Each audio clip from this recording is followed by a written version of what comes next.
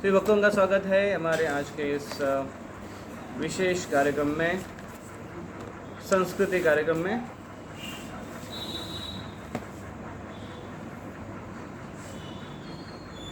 संस्कृति जो हमारे जीवन को एक नियम सिखाती है या नियमित करती है। संस्कृति का और जीवन को नियमित करने का से उसका बहुत संबंध है, तादात्म्य में। और जब तक जीवन को नियमितता नहीं है, जीवन नियंत्रित नहीं है, तब तक जीवन हमारा योग्य मार्ग पर नहीं चलता। लेकिन जब जब नियंत्रित करने की बात आती है तो नियंत्रण करने के लिए कुछ फिक्शंस होते हैं, गाड़ी, और ये नियंत्रण हमें अच्छा लगता है। नियंत्रण में चलने वाली गाड़ी हमको अच्छी लगती है, नियंत्रण में चलने वाली ट्रेन हमें अच्छी लगती है। आप कोई ट्रेन में बैठे हुए हो और वो ट्रेन अगर नियंत्रण से बाहर हो तो कैसे महसूस होगा? नियंत्रण से बाहर का अर्थ है, एक तो गाड़ी का ब्रेक फेल हुआ है, एक तो ड्राइवर पी के बैठा हुआ है, या फिर अन्य कुछ कारण, टेक्निकल कुछ कारण है जिसके कारण गाड़ी कंट्रोल से बाहर है। नियंत्रण से बाहर गाड़ी में बैठना खतरनाक है, सेफ नहीं है। उसी प्रकार से नियंत्रित कार में बैठना हमें अच्छा लगता है। नियंत्रित कोई मशीन हो, उसको चलाने में या देखने में हमें अच्छा लगता है।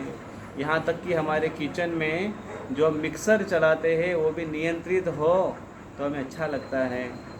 अगर आपके नियंत्रण से बाहर मिक्सर चला गया, ग्राइंडर चला गया, आपने बंद करने का बटन दबाया फिर भी वो घूम करते जा रहा है, या फिर आप चालू करने का बटन दबा रहे हैं लेकिन फिर भी वो चालू नहीं हो रहा है, या फिर आप स्लो मोड पर, सबसे पहले आप मिक्सर में अगर कुछ ऐसे लिक्विड आपने रखा जिसमें थोड़ा सा पानी भी डाला है और उसको ग्राइंडिंग करना है आपको अच्छे से, और आपने स्लो का बटन दबाया और अचानक अगर सबसे लास्ट वाला स्पीड अगर चालू हो गया ज़ोर से, तो उसके अंदर का लिक्विड है पूरा आपके ऊपर उड़ जाएगा, ढक्कन से बाहर निकल जाएगा, नियंत्रण के बाहर है।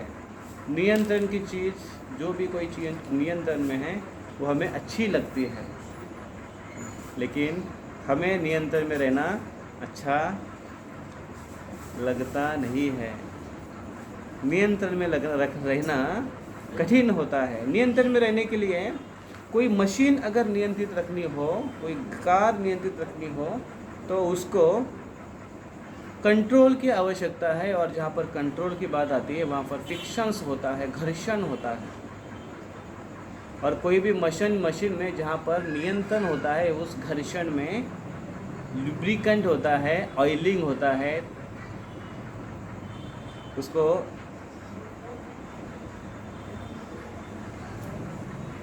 हिंदी में पता नहीं क्या शब्द है, मैंने उसको सर्च मार के देखा, लेकिन मुझे, जिसको लुब्रिकेंट बोलते हैं, जिसको मराठी में वंगन कहते हैं, शायद उसको हिंदी में विंचल बोलते हैं, ग्रीस, वो तो इंग्लिश हुआ ना, ग्रीसी। तो वो विंचल है जो लुब्रिकेंट है, और जो वंगन है उस घर्षण को कम करता है, और कार्य वो जो नियंत्रण की प्रक्रिया है वो पूर्ण करने में मदद करती है, जिससे घर्षण कम हो, कार्य सुनिश्चित हो। तो उसी प्रकार से हमें नियंत्रित करने के लिए, हमें अपने आप को नियंत्रित करने के लिए कोई एक वंगन की, विंचन की और लुब्रिकेंट की आवश्यकता होती है, और वो लुब्रिकेंट है प्रेम, लव एंड केयर। हर एक मशीन को बड़े आसानी से आप नियंत्रित कर सकते हो, क्योंकि उसके अंदर एक सटल चीज़ नहीं होती है, और वो है सूक्ष्म अहंकार, मिथ्या अहंकार। और क्योंकि जीवित व्यक्ति में, विशेष कर हम में अहंकार होने के कारण नियंत्रण होना बड़ा कठिन हो जाता है। लेकिन और उसके कारण, अहंकार के कारण फ्रिक्शंस ज़्यादा बढ़ता है, घर्षण ज़्यादा बढ़ता है, जिसके कारण अंदर में हीट उत्पन्न हो जाती है और जो क्रोध के रूप में बाहर निकल जाती है। और इसलिए संस्कृति बनाए रखने के लिए हमारे लिए प्रेम और केयर, लव एंड केयर की आवश्यकता है। तो अगर हम तो नियमित करना है किसी को, नियंत्रित करना है किसी को, तो अगर हम उसको अगर प्रेम दें, क्या बच्चा अपने माता पिता का सुनता नहीं है? सुनता है। क्या पत्नी अपने पति की बात सुनती नहीं है? या पत्नी अपने पति की बात पति अपने पत्नी की बात सुनते नहीं हैं? सुनते हैं। लेकिन उसके लिए जो वंगन यूज़ किया गया है वो है प्रेम का वंगन, जिसके कारण व्यक्ति के मिथ्या अहंकार के ऊपर प्रभाव न होते हुए वहाँ पर घर्षण कम हो और व्यक्ति सुने, बात सुने। तो कभी कभी ऐसा हमें अनुभव आता है कि बच्चे सुनते हैं लेकिन एक हद तक सुनते हैं, एक एज तक सुनते हैं, उसके आगे नहीं सुनते। उसके आगे सुनते हैं लेकिन कम सुनते हैं। उसमें एक रिस्पेक्ट फैक्टर केवल कार्य करता है, न कि प्रेम। तो किसी की बात सुनने के लिए एक जो प्रेम है, वो जिसको हम कहते हैं अनकंडीशन लव, बिना कोई उद्देश्य से किया हुआ प्रेम, ये होने के कारण व्यक्ति नियंत्रण में रहना पसंद करता है, बात को सुनना पसंद करता है। और कभी कभी कुछ अलग हटके अनुभव आता है, वो समझो उसका कारण ही कुछ अलग है। एक बार एक व्यक्ति, उसका घर परिवार बड़ा अच्छे से चल रहा था, सुखी समाधानी दिख रहा था।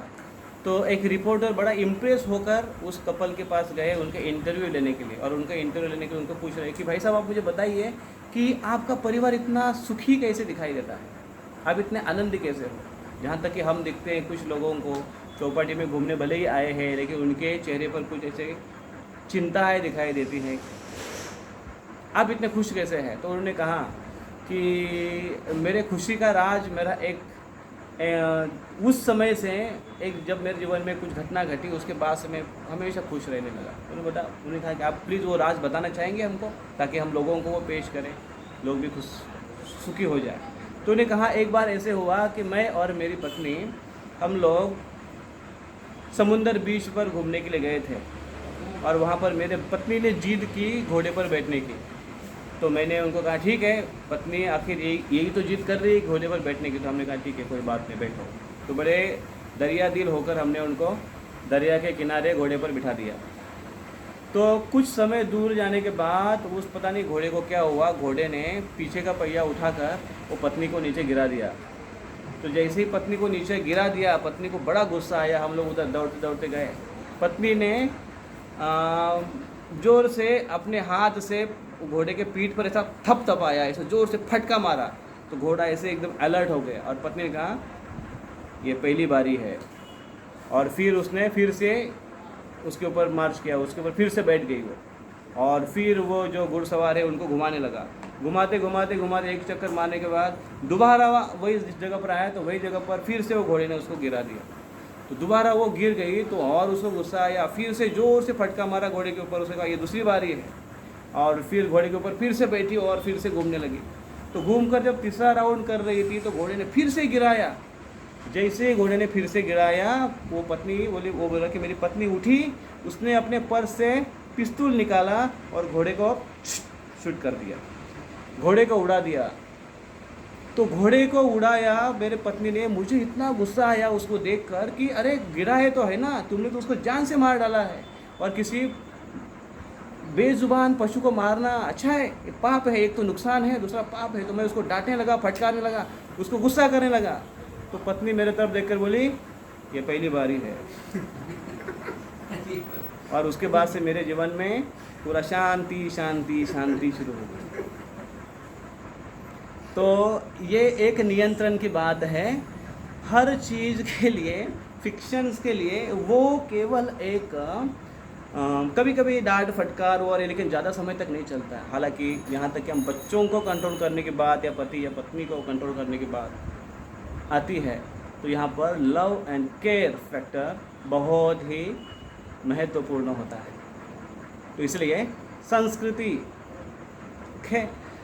अभी हम चर्चा करेंगे कि हमारे भक्तगण भक्ति में आ जाते हैं, तो उसमें से काफ़ी बार ऐसे हमें अनुभव मिलता है कि पत्नी पहले भक्ति में आती है, और घर का व्यक्ति कोई सदस्य कोई भक्त नहीं होता है, या फिर पति अकेला ही व्यक्ति कभी कभी भटकते भटकते जाता है कई मंदिरों में और भक्त बनता है, या कोई भक्तगण उसको बुक्स दे देते हैं, पहले से घर से टेंशन में बाहर निकलता है और उसके पास बुक्स मिलता है तो वो पढ़ना शुरू करता है, इस प्रकार से भक्त बन जाता है। कभी कभी बच्चे भक्त बन जाते हैं पहले और फिर घर वालों को माता पिता को भक्त बना देते हैं, ऐसे अनुभव हमारे जीवन में आते हैं। उसमें कोई एक व्यक्ति अगर भक्त बनता है तो वो एक भक्त अपने दृष्टिकोण से, और वो जहाँ पर वो मंदिरों में कुछ देख रहा है, उनके काउंसिलर, उनके भक्त समुदाय उनको जो बता रहे हैं, उसके विजन को अपने सामने रखते हुए अपने परिवार को देखने लगता है और फिर उनके सामने पेश आता है।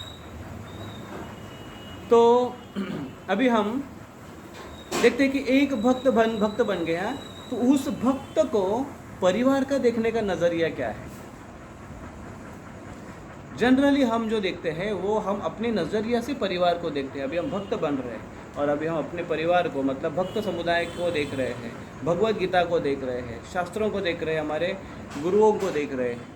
हम उनके दृष्टि से हमारे परिवार को देखने की कोशिश करते हैं। अभी हम ये देखेंगे कि परिवारगण हमारे ऊपर किस नज़रिए से देखते हैं।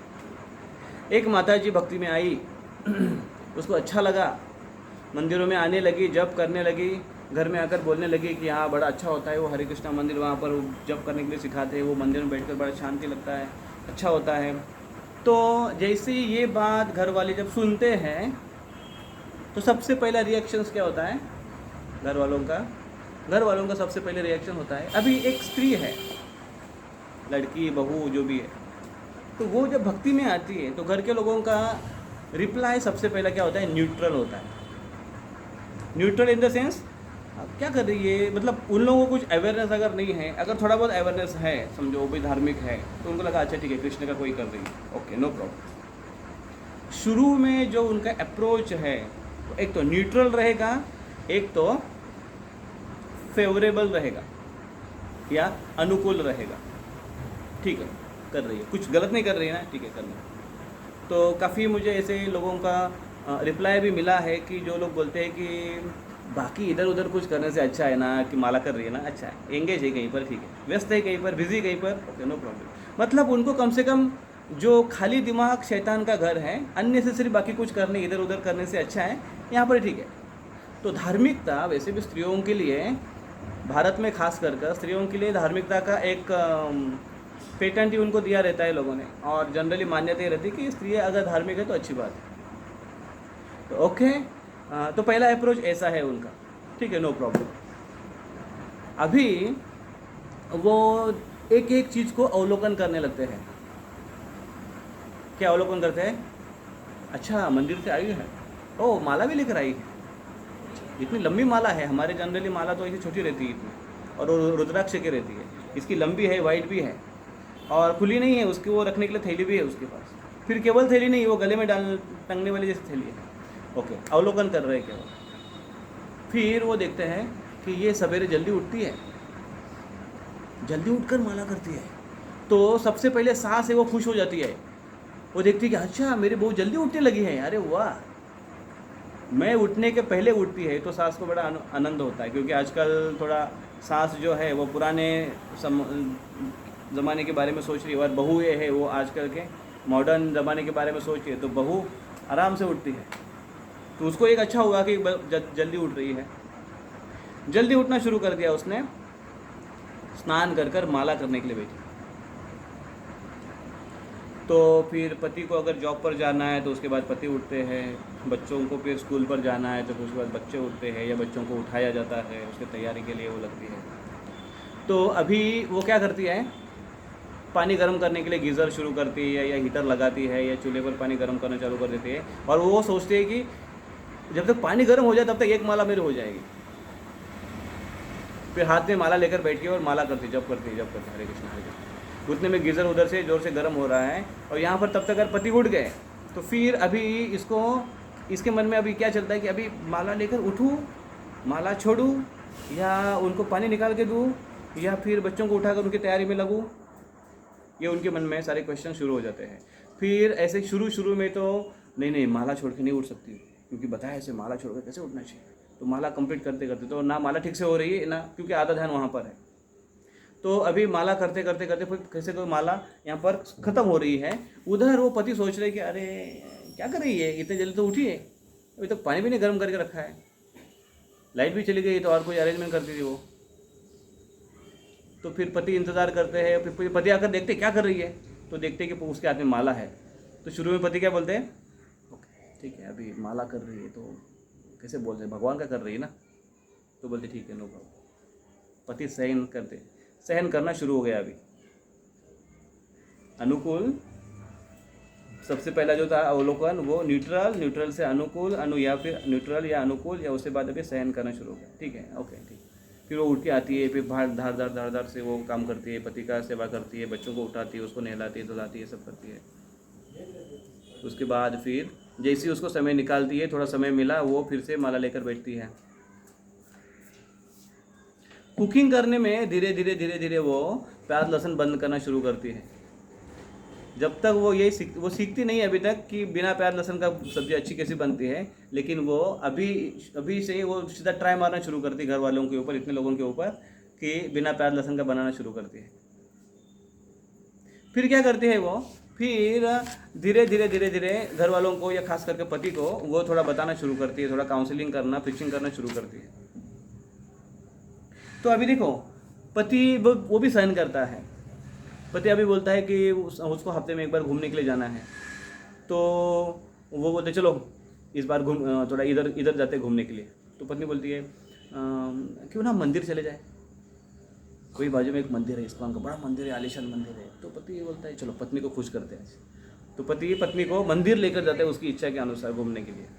तो पत्नी बड़ी खुश हो जाती है, मंदिर में भक्तों से मिलाती है, प्रसाद लेती है, भगवान का दर्शन लेती है, और पति उसके हाँ में हाँ मिलाते हुए, क्योंकि उसको आनंद आना चाहिए, वो खुश है, तो इसलिए वो भी उसको लेकर चलता है। हालांकि पति को खास इंटरेस्ट नहीं है। फिर पति बोलते हैं कि चलो थोड़ा बाहर खा के लाते हैं होटल में। पत्नी बोलती है क्यों ना हम गोविंदा में चले, हायर टेस्ट दे रही है वो, क्यों ना हम गोविंदा में चले। तो उनको गोविंदा में लेके चलती है, गोविंदा में उनको खिलाती है। उसने बोला ठीक है ओके। यहाँ पर उसको जो चाहिए थे, उसके जो आइटम्स थे वो यहाँ पर गोविंदा में नहीं दिखाई दे रहे, लेकिन फिर भी वो बोल रहा है कि ठीक है नो प्रॉब्लम, पत्नी को खुश करना। फिर वो जब घर में लोग आपस में बैठते हैं, थोड़ी चर्चा करते हैं, गप्पा टप्पा करते हैं, तो पत्नी तुरंत कृष्ण कथा निकालती है। उसने बोला अरे क्या बोले ये सब प्रजल्प है, और इसलिए क्या करती है वो कृष्ण कथा निकालती है, बीच में टॉपिक छेड़ती है। हाँ तो कृष्ण गीता में ऐसा बोलती है, और जैसे ही उसने निकाला कि कृष्ण गीता में ऐसा बोलते हैं, तो तुरंत वो जो सास है उसके आँख ऐसे ऊपर बड़े हो जाते हैं। ये क्या अभी हमको सिखाएगी कृष्ण क्या बोलते हैं, क्या हमको पता नहीं है। तो धीरे धीरे क्या होता है, बात वो लोग सहन करते फिर अभी देखिए आप, ये बहुत इंपॉर्टेंट है, आपको ध्यान से सुनिए। अभी क्या होता है कि उनको लगा कि, तो पत्नी को लगा कि सब कुछ अच्छा चल रहा है, मेरे पति मुझे घुमाने के लिए मेरी इच्छा के अनुसार लेके जा रहे हैं, और वो सोचती कि धीरे धीरे मैं इनको प्रचार कर रही हूँ। अभी ऐसे हुआ कि फिर वो सोचती है कि चलो हमारे घर में प्रोग्राम रखे, या फिर दामोदर मास चल रहा है तो सबके घर में प्रोग्राम के लिए प्रभु जी जा रहे हैं, और बाकी भक्त प्रभु जी को बुला रहे हैं, तो हम भी अपने प्रभु जी को बुलाए। और वो माता जी वो प्रभु जी को बोलते हैं प्रभु जी हमारे घर में भी प्रोग्राम करिए, तो वो अपने घर में प्रभु जी को बुलाते हैं।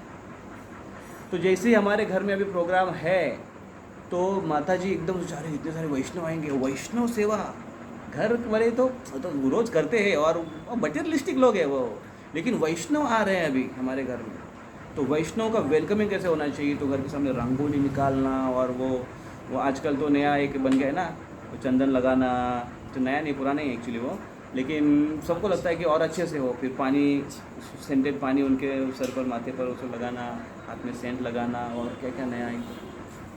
तो उसने पूरा अरेंजमेंट किया, और पति को बता रही नहीं ऐसा करना है वैसा, मतलब पति को सोचता अरे इसने ये सब कहाँ से सीखा, बड़ा एलाबरेटली वेलकमिंग हो रहा है। तो आए सब, इतने वैष्णवगण आए, प्रभु जी आए, प्रवचन दिया, कीर्तन किया, दामोदर अष्टकम हुआ, प्रोग्राम एकदम मस्त हुआ।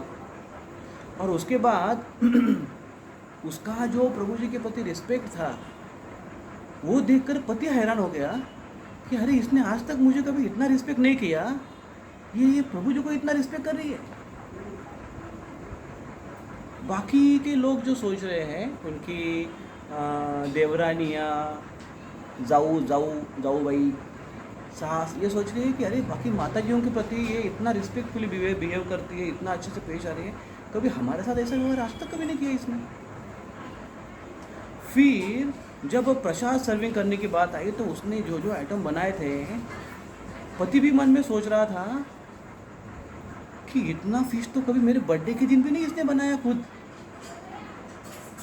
प्रोग्राम पूरा हुआ, सारे भक्तगण चले गए, पत्नी बड़ी खुश है और अपने मूड में है। पति रात में जब सब कुछ होने के बाद जब रात में सोने के लिए आया तो उसके दिमाग में वही विचार चल रहा, ना कभी मेरे लिए इतना, कभी आज तक मेरा कभी रिस्पेक्ट हुआ है, ना कभी मेरे लिए इतना बड़ा कभी फीस्ट मेरे लिए कभी बनाया है खुद होकर, ये लोगों के लिए इसने इतना कुछ किया है, तो आखिर क्या ऐसा है इसमें, आखिर ऐसा क्या हुआ, ये मेरी पत्नी है या और कहीं से इसका कुछ कनेक्शन है। उसके दिमाग में बातें चल रही है, बेचारा रात भर सो नहीं रहा है। अभी प्रॉब्लम क्या हुआ, अभी तक तो देखो ये न्यूट्रलाइजेशन से लेते हुए, फेवरेबल के वे लेते हुए, डाउटिंग आते हुए, अभी कैसे सीधा कैसे पलटी हो गया देखो कि घर के लोग अभी ये देख रहे हैं उसको कि अभी वो जो डिवोटी है, वो जो प्रभु जी है और वो जो सारे वैष्णव हैं, उनको इस उनके घर वालों को उनका एनिमी, दुश्मन किसने बनाया, क्योंकि ये लोगों की वजह से मेरी पत्नी मुझसे दूर जा रही है, मेरी बहू मुझसे दूर जा रही है। घर वालों को लग रहा है कि ये हमसे अभी दूर चली जा रही है, और बस यहीं पर रोक टोक होना शुरू हो जाता है, यहीं पर अपोज आना शुरू हो जाता है। होता है ऐसे? यस, ऐसा होता है। अपोज आना शुरू हो जाता है, फिर ताने आने शुरू हो जाते हैं, फिर उसके वो रेस्ट्रिक्शन आना शुरू हो जाता है, नहीं प्रोग्राम के लिए नहीं, ना ना ना, महीने में बहुत जीत करी, ठीक है महीने में एक बार, वो भी मैं साथ में चलूँगा तभी, नहीं तो नहीं। अभी प्रश्न ये है कि जो न्यूट्रल लोग थे, जो थोड़े अच्छे फेवरेबल लोग थे, उनको अपोजिट किसने बनाया? हमने अपने व्यवहार से। अप्रोच हमारा कैसे होना चाहिए था, उसमें किसकी गलती है? पत्नी ये सोच रही है कि अरे मैं डिवोटी हूँ, तो पत्नी सोच रही है कि मैं भक्ति करते समय, सही में भक्ति बड़ी कठिन है, और बोलती है कि भक्ति करना इतना आसान नहीं, भगवान बहुत टेस्ट लेते हैं, और फिर वो बोलती है कि माया बड़ी स्ट्रांग है। ये सब है, इसमें कोई डाउट्स नहीं है, लेकिन प्रॉब्लम कहाँ पर हुआ?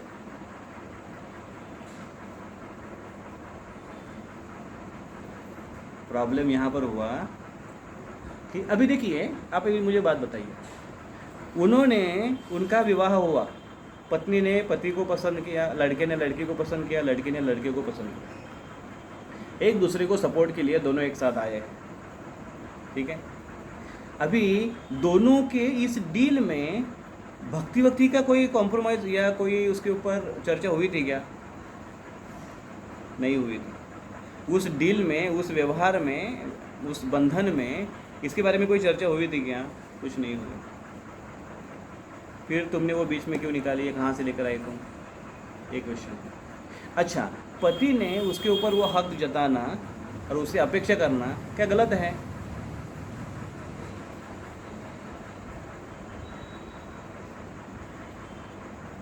प्रॉब्लम ऐसे होता है कि उसने तो यहाँ पर क्या है ना, हम बहुत बार अपने रास्ते पर हम खुद होकर अड़चने निर्माण करते हैं, क्योंकि हमारा एक केवल एक उत्साह होता है हमें कुछ करने के लिए, और हम दूसरों को देखने का हमारा जो नज़रिया होता है वो अपने दृष्टिकोण से केवल होता है। और अभी हम भक्त बन गए तो ये लोग ना समझ है, ये लोगों को कुछ पता नहीं है भक्ति क्या है, और इसलिए ये लोगों का कोई उद्धार नहीं है। लेकिन मैं अपना उद्धार करना चाहती हूँ और इसलिए मैं भक्ति करूँगी जिद से। ये यहाँ पर जिद पर आकर वो रुक जाती है। एब्सोल्युटली रॉन्ग है ये सब चीज़, पूरा गलत है। उसी प्रकार से कोई प्रभु है और वो अगर भक्ति में आया है और वो अगर भक्ति करना चाहता है,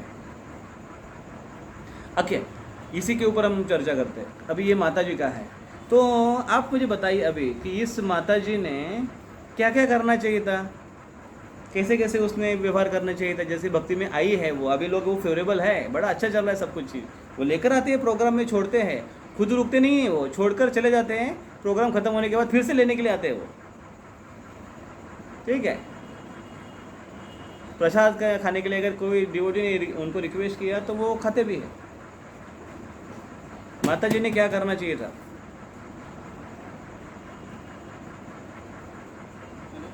यस,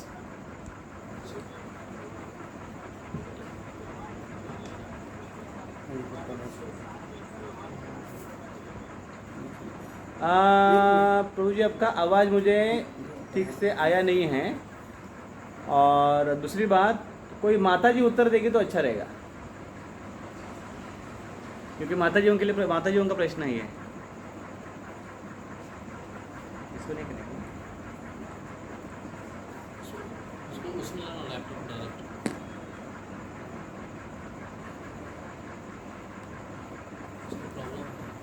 हरे कृष्णा।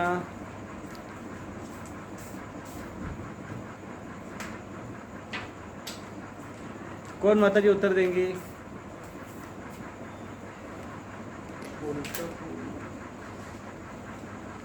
कोई नहीं?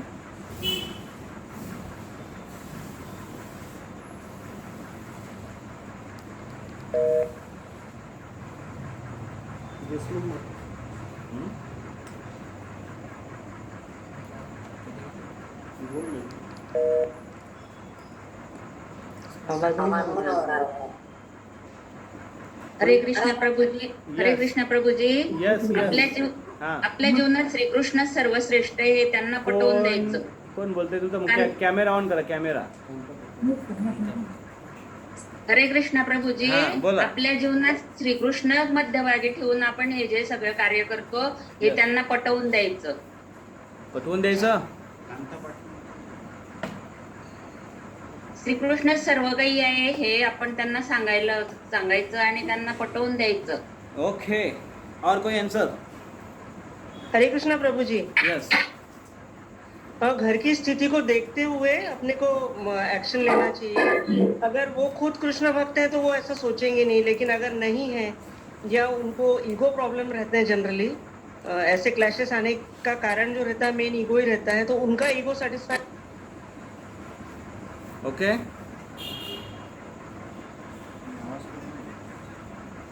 आवाज बंद हो गया? आपको आ रहा है उधर से?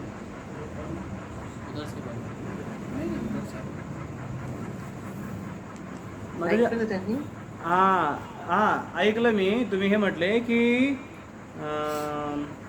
त्यांचा युगो प्रॉब्लेम असं काहीतरी म्हटलं तुम्ही ना?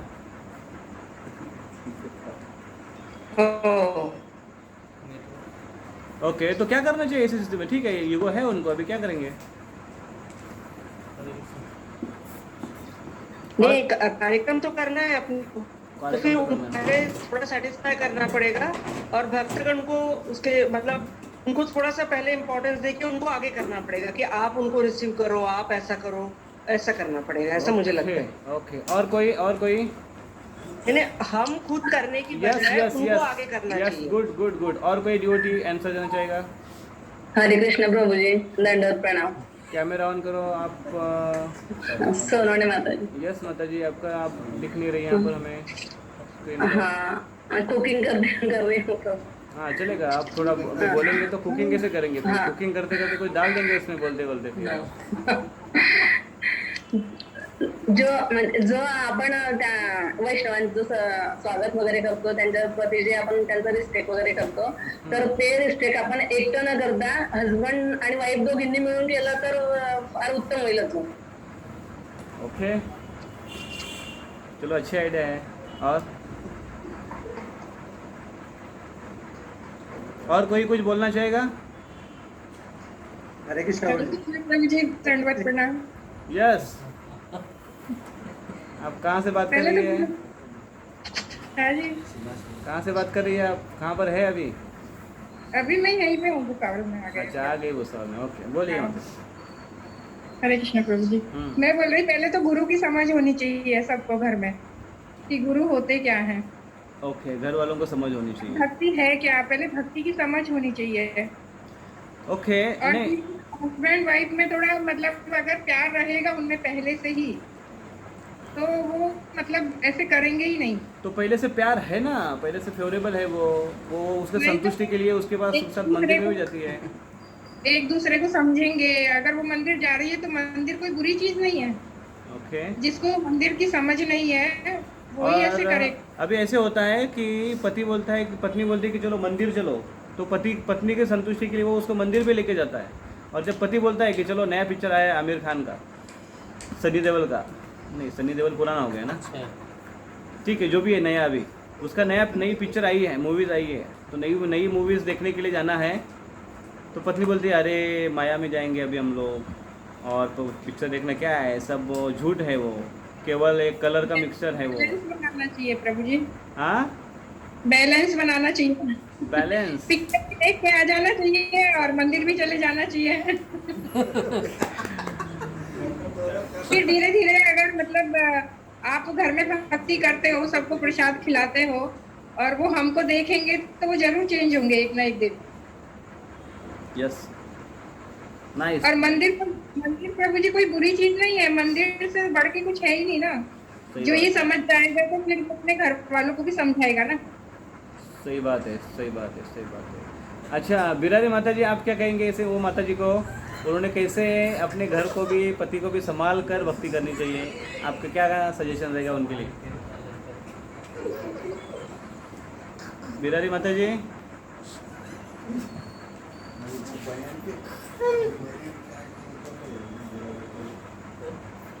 बोला.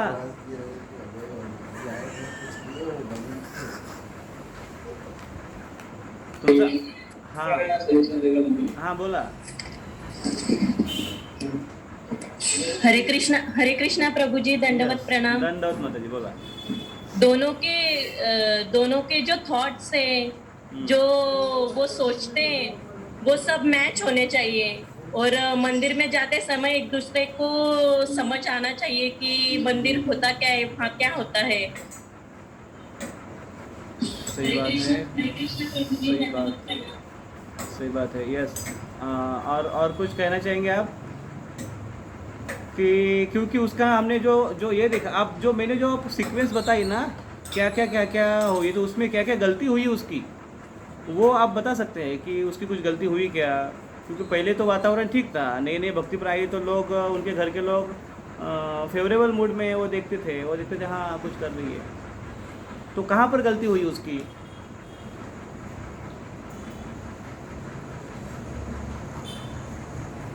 कहाँ पर गलती हुई?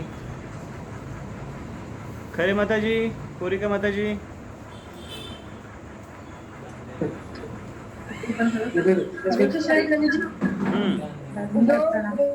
होंगे ही नहीं ना उनके घर वाले, बिल्कुल भी नास्तिक लोग होंगे वो लोग, जो भगवान को नहीं समझेंगे. ओके, खरे माता जी, आप ऐसे वो माता जी को क्या कहना चाहेंगे? कुछ गलती हुई कि ये वो बराबर कर रही है, घर के लोग ठीक नहीं है, नास्तिक है, इसलिए ऐसे हुआ?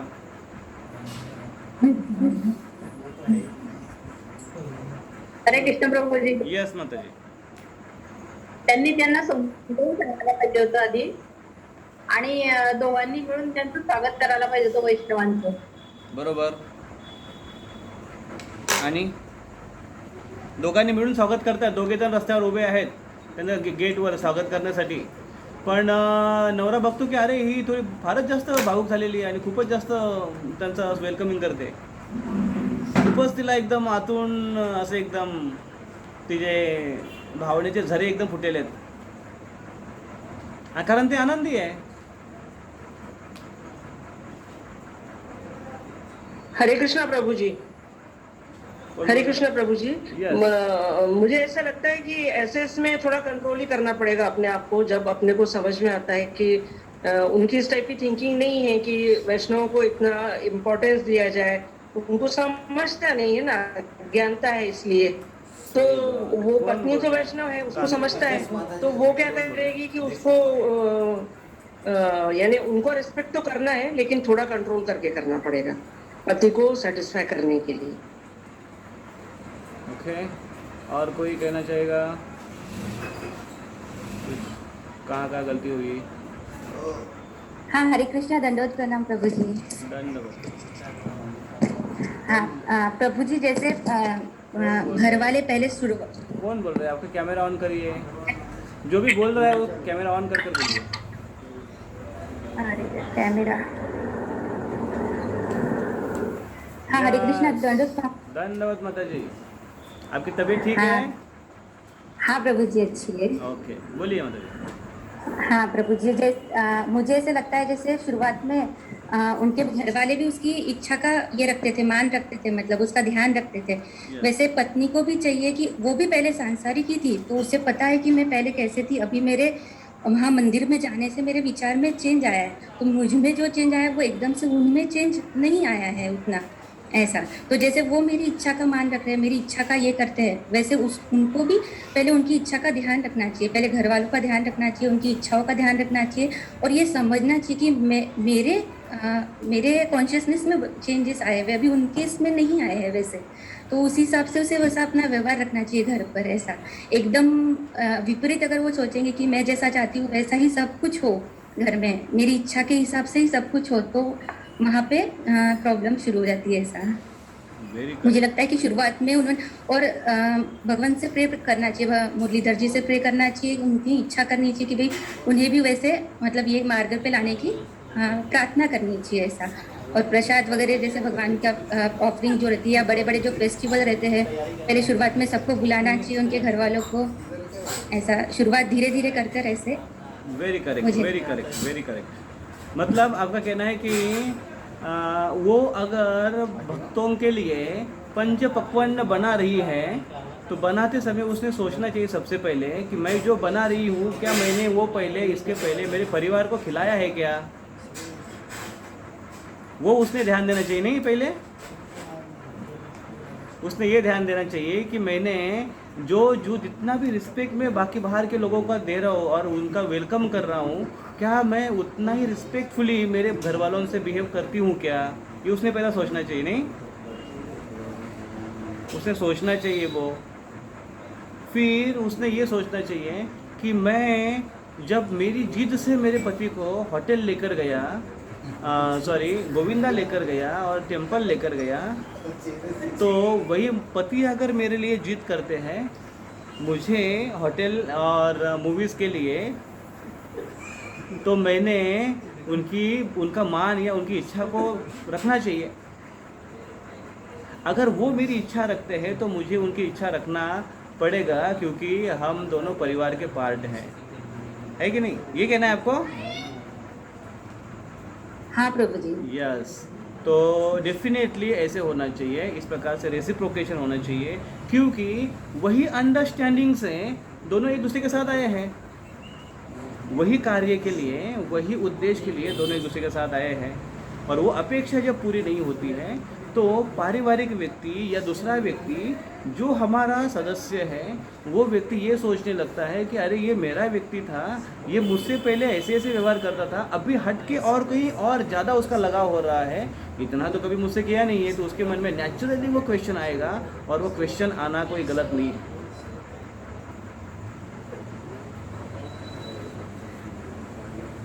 कोई उसमें गलत नहीं है. और जिसके कारण क्लैशेस होना धीरे धीरे धीरे धीरे धीरे धीरे शुरू हो जाता है, और फिर वो एक छोटी सी एक ऐसे क्रैक आ जाता है, छोटा सा दरार आ जाती है. तो वो जो क्रैक जब आ गई, एक छोटी सी क्रैक जब आ गई, फिर ऐसे इंसिडेंट्स होते होते होते होते वो दरार बन जाती है और फिर बहुत बड़ी समस्या शुरू हो जाती है। उसमें कभी कभी ऐसे हो जाता है कि कोई अभी ये सारी प्रॉब्लम उसके घर में चल रही है, वो घर में मंदिर में आकर भक्तों को पूछती है कि अरे तुम्हारे घर में तो बड़ा अच्छा चल रहा है, तुम तो दोनों भी पति पत्नी दोनों भक्त हो, हमारे तो इधर ये तो पूरे सब, और वो बोलने लगती है कि ये तो पूरे हमारे सब हिरण्यकशिप और हिरण्याक्ष है। उसको ऐसा लगने लगता है। लेकिन आप याद रखिए, जब हम हिरण्यकशिप और हिरण्याक्ष जब बोल रहे हैं तो प्रहलाद महाराज ने कभी हिरण्यकशिप को हेट नहीं किया था। आप याद रखिए उसको। अगर हम अपने परिवारजनों को हिरण्यकशिपु माने भी, पहली बात तो हम प्रहलाद नहीं हैं, दूसरी बात अगर हम प्रहलाद है भी तो प्रहलाद ने कभी उनका तिरस्कार नहीं किया था हिरण्यकशिपु का। सोचने वाली बात है नहीं। जब फ्रिक्शन होता है, क्योंकि वहाँ पर लुब्रिकेंट और वंगन नहीं होता है, यहाँ पर जब फ्रिक्शन हो रहा है, घर्षण हो रहा है, क्योंकि प्रेम में घटोती दिखाई दे रही है, प्रेम कम होते दिखाई दे रहा है, या प्रेम धीरे धीरे डिसअपीयर होते दिखाई दे रहा है, और जिसके कारण दरार बढ़ रही है, जिसके कारण घर्षण बढ़ रहा है, आग लगने वाली है कि। फिर होता है ऐसे कि वो जब घर मंदिर में आकर जब डिस्कस करते हैं किसी भक्तों से, उसमें भी अगर उसके काउंसलर ने उसको बताया, अरे माता जी आप टेंशन मत लो, भगवान आपके साथ है, आप क्या डरती हो, बिल्कुल प्यार लहसन सब कुछ बंद कर दो, सब कुछ ये करो, अपने आप मान जाएंगे। फिर और समस्या आ जाती है, क्योंकि उसको ऑफिशियली और पूरा उसको गाइडेंस मिल गया है। ऐसा कभी इमेच्योर गाइडेंस नहीं होना चाहिए हमारे हाथ से। हमारे एक इस्कॉन में ही एक सन्यासी बहुत बड़े पोजीशन पर, और वो इसको लेक्चर में बता रहे थे एक बार, वो ऑनेस्टली एक्सेप्ट कर रहे थे उसको, और वो बता रहे थे कि मैंने एक कपल को काउंसलिंग ऐसे कर रहा था, और वो दोनों बहुत झगड़ा कर मेरे पास आए थे। पहले तो उनका लव मैरिज हुआ, उसके बाद फिर बड़ा अच्छे से चला, और अच्छे से चलने के बाद फिर झगड़े होने लगे, फिर दोनों भी झगड़े लेकर आए मेरे पास, तो बार बार झगड़े लेकर आते थे। तो मैंने कहा उनको दोनों अलग हो जाओ, तो दोनों अलग हो गए। हुआ ऐसे, दोनों अलग हो गए, और बाद में ऐसे हुआ कि वो दोनों आपस में मिल गए, क्योंकि अलग होने के बाद फिर कुछ बहुत प्रॉब्लम हुआ होगा उनके लाइफ में, दोनों अकेले, तो दोनों फिर से अलग एक साथ आ गए। दोनों एक साथ अभी आ गए, लेकिन वो इस्कॉन के बाहर है, भक्ति के बाहर है, भक्ति में नहीं आए वो, क्योंकि उनको पता चला कि यहाँ पर हमको जो मार्गदर्शन मिला है उससे हमें बहुत तकलीफ हुई है, और ऐसा व्यक्ति भक्ति से बाहर चला। तो वो बता रहे थे कि वो गलती हुई और उसका अफसोस अभी भी है, ऐसा वो बता रहे थे। लेकिन हमको ये ध्यान में रखना आवश्यक है कि हमको किस प्रकार से समझाना चाहिए। तो सबसे पहले हमने, तो यहाँ पर कहने का अर्थ है, सबसे पहले हमने जो जिम्मेदारी उठाई है वो हम जिम्मेदारी पूरा करते हैं कि नहीं, उसको ध्यान देना आवश्यक है। अगर हम पति हैं तो भले ही हम भक्ति में है, लेकिन पति का कर्तव्य पत्नी के प्रति, भले ही वो भक्त है नहीं है वो बात अलग है, लेकिन एक पति अपने पत्नी को पत्नी के साथ व्यवहार, पत्नी के जैसा व्यवहार करता है, बच्चों के साथ माँ बाप के जैसा व्यवहार करता है। अगर वो करता है तो वो राइट पाथ पर है, चाहे वो भक्त हो या न हो। भक्त अगर हो तो भी उसको पति का रोल अदा करना पड़ेगा, पत्नी का रोल अदा करना पड़ेगा, पिता और माता का रोल अदा करना पड़ेगा, वो भक्त हो या नहीं हो, क्योंकि वो कर्तव्य, वो जिम्मेदारी हमने स्वीकार की है। समस्या तब आती है जब हम उस पोजीशन को स्वीकार किए हैं और भक्ति के नाम पर हम उसके साथ ठीक से बिहेव या डील नहीं करते हैं, और फिर रिलेशन में समस्या आ जाती है, दरार उत्पन्न हो जाती है, और फिर पहले से ही जीवन में प्रॉब्लम्स है। भक्ति में हमारा मन हमको कितना परेशान करता है, शरीर हमारा कितना परेशान करता है, लेकिन हमारा इमेच्योर बिहेव हमें और समस्या में डाल देता है, और बड़े बड़े पहाड़ हमारे सामने हम खड़ा कर लेते हैं। केवल गतिरोधक नहीं, पहाड़ खड़ा कर लेते हैं।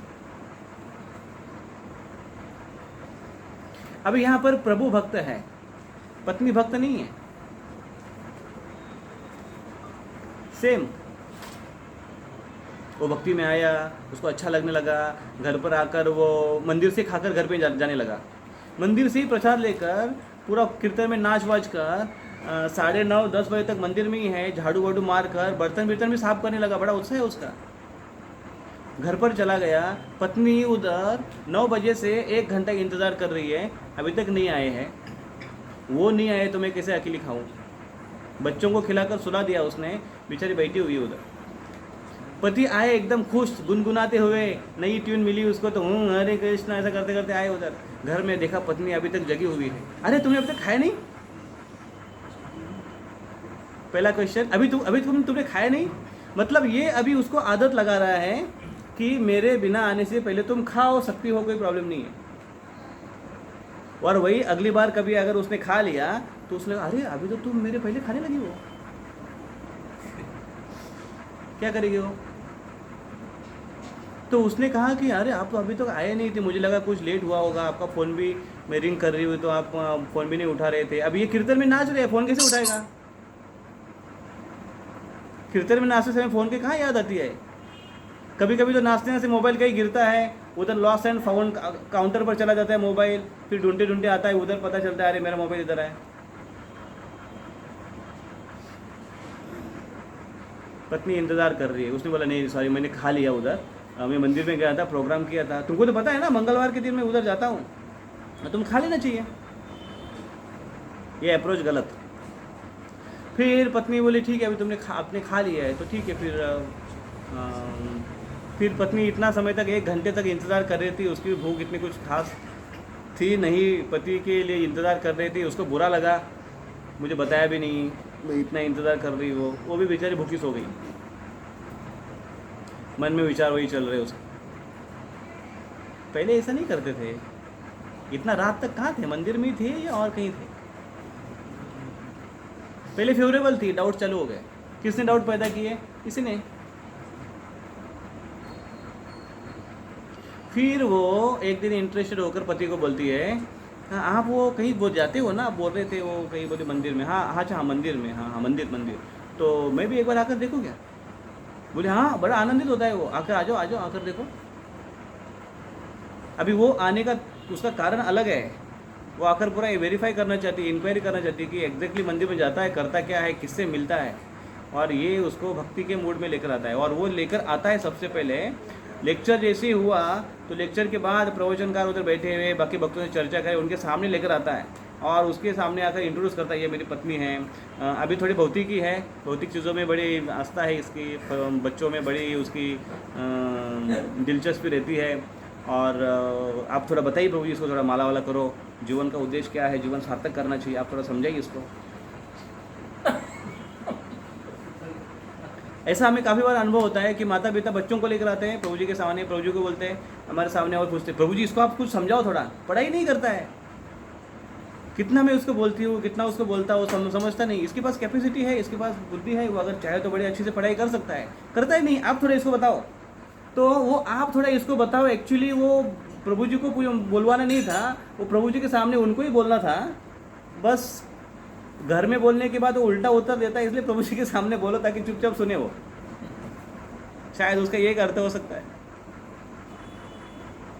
बिल्कुल गलत अप्रोच है। अभी आप लेकर आए हो प्रभु जी के सामने और उनको पहले ही उसका कंप्लेंट चालू कर दिया, तो उसको क्या लगता है कि मेरी इमेज आपने प्रभु जी के सामने ऐसे रख दी है,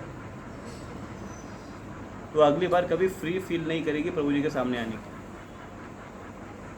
या फिर किसी माता जी के साथ आपने अगर उसका इंट्रोडक्शन करवाया तो उस समय ये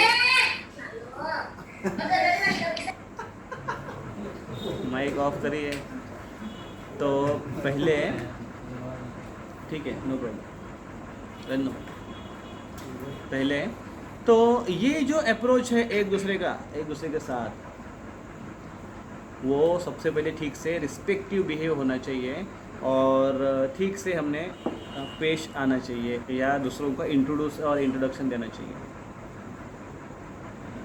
तो कभी कभी ये काफ़ी बार ऐसे हुआ है कि लीडर और मैनेजमेंट और लीडर और कांग्रीगेशन इनके बीच में ये प्रॉब्लम्स इसलिए आए हैं कि लीडर का स्पीड बहुत है, वो चाहता है कि ये सब करो, ऐसे ऐसे करो, चलो आगे प्रोजेक्ट प्रोजेक्ट इतना सब करो, और बाकी कांग्रीगेशन और बाकी मैनेजमेंट घसीटा जा रहा है उसके पीछे क्योंकि उनका स्पीड वो नहीं है।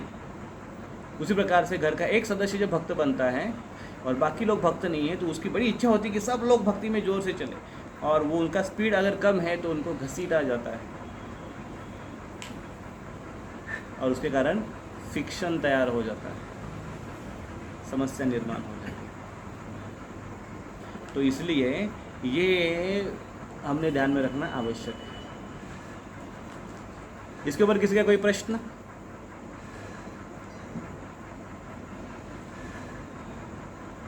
नहीं तो हम आगे बढ़ सकते हैं।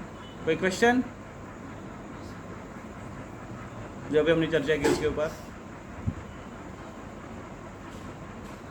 आप अपना हाथ ऊपर कर सकते हैं, हैंड, इलेक्ट्रॉनिक हैंड राइज।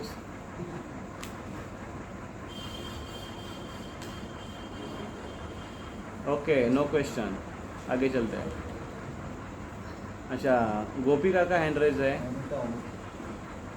हरे कृष्ण और दंडवत। दंडवत। तूने इधर ओमिका क्यों लिखा है? प्रभु जी, इस कंडीशन में हमें क्या करना चाहिए? कौन से कंडीशन में? कि कोई भक्त नहीं है घर पर, कोई हमारी बात सुन नहीं रहा है, मतलब हमारे मतलब सब हमें मतलब ये सब बहुत नेगेटिव मानते हैं और क्या कर रहे थे ऐसे, मतलब कुछ भी बोलते हैं, क्या करना चाहिए इस कंडीशन में? तो जब हमारे घर में हम अकेले भक्त हैं या एक दो ही केवल भक्त हैं, बाकी लोग भक्त नहीं हैं, तो शुरू में वो फेवरेबल होते हैं, ये हमने कहा पहले आपको। अभी हमको उनको अपोजिट नहीं बनाना चाहिए हमारे ऐसे आचरण से, ऐसे बिहेव से, ताकि वो हमारे दुश्मन और भक्तों के दुश्मन और कृष्ण के भी दुश्मन और मंदिर के भी दुश्मन बन जाए। ऐसा हमने कभी अप्रोच नहीं करना चाहिए। ये सबसे पहला हमको ध्यान में रखना आवश्यक है। दूसरा, हमारा जो रोल है परिवार में, हमारा क्या रोल है? किसी का रोल पति का रोल हो सकता है, किसी का पत्नी का हो सकता है, किसी का लड़की का हो सकता है, किसी का लड़के का बच्चे का हो सकता है। तो जो रोल है हमारा, उस रोल को परफेक्टली अदा करना चाहिए। अगर पत्नी भक्त है, पति भक्त नहीं है या और कोई भक्त नहीं है, तो उसने अपना पत्नी का रोल बहुत अच्छे से निभाना चाहिए, वैसे ही निभाना चाहिए जैसे वो पहले निभाती थी। ओके, ये नेचुरल और नॉर्मल है। लेकिन अगर उसका पहले से भी बेहतरीन अगर रिलेशन हुआ उसकी ड्यूटी में, और अगर फाइननेस आ गया, तो लोग अप्रिशिएट करेंगे और लोग पूरा क्रेडिट किसको? भक्ति को देंगे कि अरे जब से उसने माला उठाई है ना, जब से भक्ति करने लगी है ना, तब से इसका बिहेव बड़ा अच्छा होने लगा है। तो चाहे वो पत्नी हो चाहे वो पति हो, पत्नी को लगना चाहिए कि जब से ये मंदिर में जा रहे हैं तब से इनका बिहेव बहुत अच्छा, सुधर गए हैं, ये अप्रोच बड़ा अच्छा है। पहले जैसे एकदम ऐसे बोलते ना, वस्कन, एकदम ऐसे दौड़ते हुए आते थे, ऐसे नहीं आते हैं। अभी तो बड़ा अच्छे से व्यवहार करते हैं और हर बात का वो सोचते हैं, थोड़ा सेंसिटिव थोड़ा सोचते हैं कि बोलते समय विचार करते हैं। और पहले जितना क्रोध करते थे अभी उतना क्रोध नहीं करते हैं। ये उसको नोटिस होना चाहिए कि हम भक्ति कर रहे हैं, हमारे अंदर कुछ परिवर्तन हो रहा है कि नहीं, क्योंकि लोग ज़्यादा कर ये देखेंगे कि हमारे भक्ति के बाद हमारे जीवन में क्या परिवर्तन आया, लोग वही देखते हैं। और तो सबसे पहला हमने प्रिकॉशन लेना चाहिए कि हमने हमारे परिवार को कभी हमारा एनिमी, भक्तों का एनिमी, मंदिर का एनिमी और कृष्ण का एनिमी, दुश्मन नहीं बनाना चाहिए। ये खबरदारी सबसे पहले लेनी। दूसरा, उसका जो अपना रोल है उस परिवार में, वो परफेक्टली जैसे पहले करती थी वैसे ही करते रहना चाहिए, ताकि उनको कोई तकलीफ ना हो हमारे रोल में भक्ति के कारण। तीसरा, अगर वो और हमारा जो रोल है बड़ा फाइननेस करना चाहती है या चाहता है, तो दैट इज़ बेटर, क्योंकि वो अच्छा इंट्रोड्यूस कर रहा है या कर रही है कृष्ण को, भक्ति को उस परिवार में, उस समाज में, उस कॉलोनी में, उस गली में। 3 प्रकार से होना चाहिए। ठीक है? यस, फिर के वो आपने हाथ हैंडल किया। हाँ प्रभु जी, आप बोले, आप जो ये बराबर है कि हमने जो भी रोल है तो अच्छे निभाना चाहिए, लेकिन बहुत बार हम देखते हैं कि जो रोल है ना तो अपोजिट गुण में रहते हैं। जैसे मंदिर में आएंगे तो अच्छा हम भक्त बनना है तो हमें सत्वगुण में रहना पड़ेगा, लेकिन घर में बहुत बार ना अच्छा रोल यदि निभाना होगा तो हमको रजोगुण में रहना पड़ता है। तो कैसे उसको मैनेज करेंगे? यदि हम बोल रहे हैं कि यात्रा में जाओ और स्पाउस बोल रहा है कि गोवा जाओ, तो फिर क्या करेंगे? सही बात है कि घर के लोग, मैं वही बोला ना, यात्रा की बात है, हम यात्रा में जाते हैं और उनको पिकनिक सुस्ती है, बोलते पिकनिक में चलो। तो अगर हम उनको यात्रा लेकर आना चाहते हैं तो हमको उनको पिकनिक में लेके जाना पड़ेगा। हमारे कुछ ऐसे भक्त हैं, राधा गोपीनाथ मंदिर के कांग्रीगेशन हैं, उनका जीवन बड़ा अच्छा चल रहा है, लेकिन फिर रिलैक्स है, ब्रज बिहार को वो बता रहे थे अपने लेक्चर में, रिलैक्स के लिए वो कुल्लू मनाली ऐसी जगह पर हफ्ते भर के लिए जाकर रहते हैं। दोनों भी डिवोटी, पूरा परिवार डिवोटी है, लेकिन रिलैक्सेशन के वक्त पूरा परिवार एक दूसरे के साथ समय बिताने के लिए वहाँ पर जाते हैं, एक दूसरे के साथ समय बिताते हैं, पूरा प्रेम का वातावरण रखते हैं, फिर रिलैक्स होकर वापस आते हैं। भक्ति मतलब जेल नहीं लगना चाहिए किसी को। भक्ति इज़ नॉट अ जेल। भक्ति ये कंफर्टेबल वातावरण होना चाहिए। तो वो हम दोनों भी करना चाहिए, हमारे लिए दोनों पॉसिबल है तो, नहीं तो फिर हम उनको ज़्यादा इंसिस्ट नहीं कर सकते कि तुम यात्रा में चलो, यात्रा में चलो, यात्रा में चलो। हाँ, हम अपना एक निकल के जा सकते हैं कुछ कारण दिखाकर या कुछ कर, और उस प्रकार से उनको भी छूट दे सकते हैं कहीं उनको जाने के लिए। दूसरा, हम मंदिर में आते हैं तो सतोगुण का वातावरण रखते हैं और घर में जाते हैं तो रजोगुण हमको होना पड़ता है।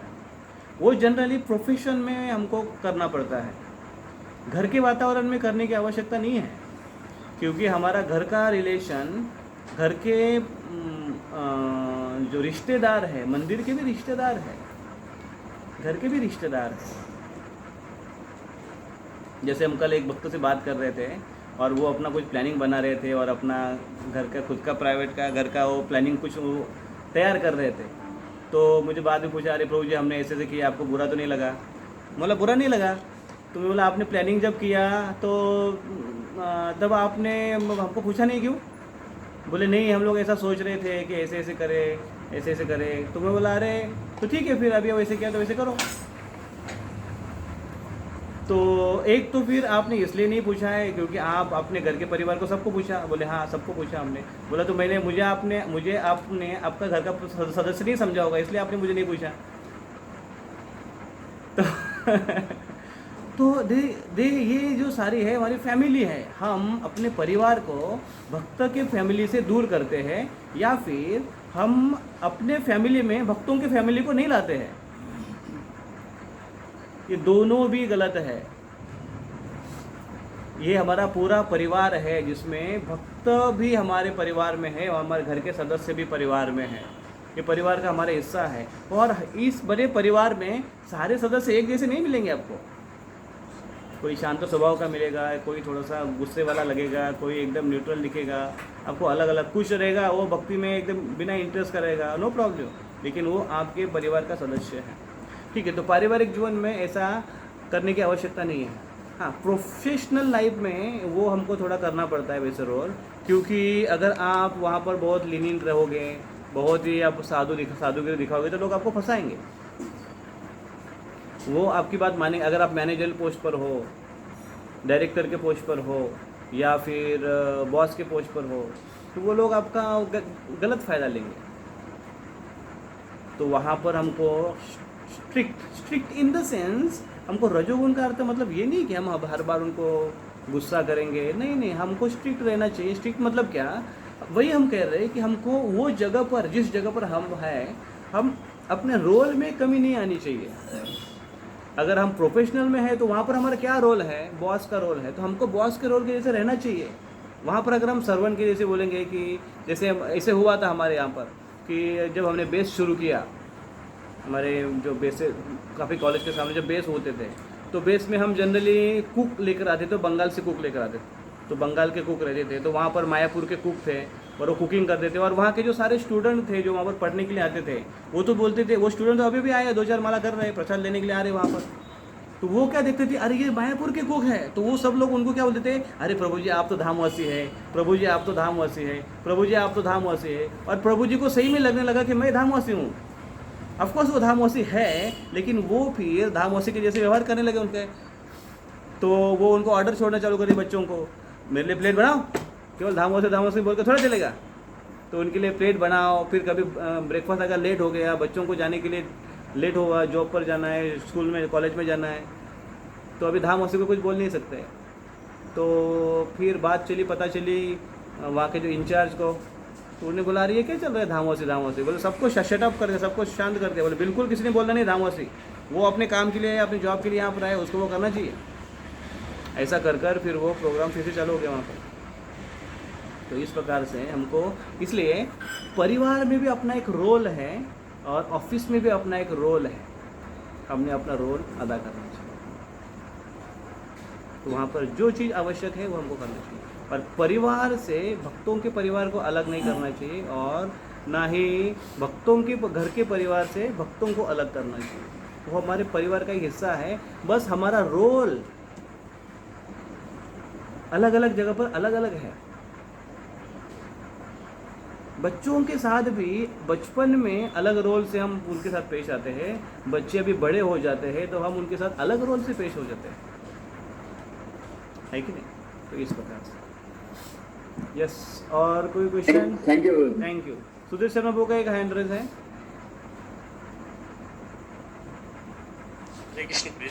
डन।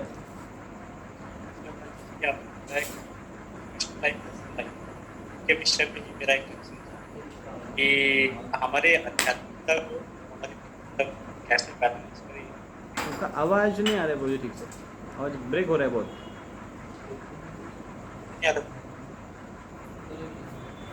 अब टाइप करके भेज दीजिए, चार्ट भेज दीजिए।